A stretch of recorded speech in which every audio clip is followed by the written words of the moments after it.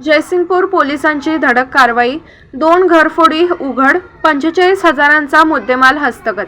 Jaysingpur police ठाण्याच्या गुन्हे शोध पथकाने उत्कृष्ट तपास करत 2 घरफोडीचे गुन्हे उघडकीस आणत चोरीस गेलेला सुमारे 45,000 रुपयांचा मुद्देमाल हस्तगत केला आहे। या कारवाईत 4 आरोपींना निष्पन्न करण्यात पोलिसांना यश आले।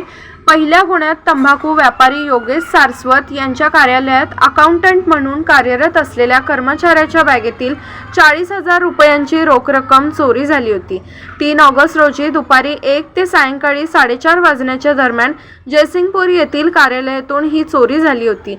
गुन्हे शोध पथकाने कौशल्यपूर्ण तपास करून रोहित बाबासो चौगुले वय 35 राहणार शिर्टी तालुका शिरोळ याला निष्पन्न केले असून त्याच्याकडून चोरीस गेलेली 40,000 रुपयांची रोकड जप्त करण्यात आली। दुसऱ्या गुन्ह्यात उदगाव येथील शेतातील कृषी साहित्य ठेवण्यासाठी असलेल्या बंद घराची खिडकी फोडून इलेक्ट्रिक मोटारी स्टार्टर व केबल वायर चोरी करण्यात आली होती। या प्रकरणात पोलिसांनी समर्थ सुनील कदम राहणार कोल्हापूर, ओंकार तुकाराम पाणकर राहणार कणरेवाडी आणि शिवा दिलबहादूर थापा राहणार शिंगणापूर या तिघांना निष्पन्न केले।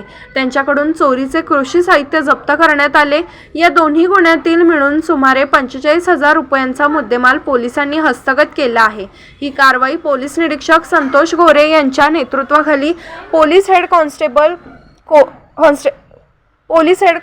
कोरे, police head constable Jadhav, police head constable Babar, police head constable Ambekari व पोलीस हेड कॉन्स्टेबल बाईत यांनी केली। SK news Jaysingpur.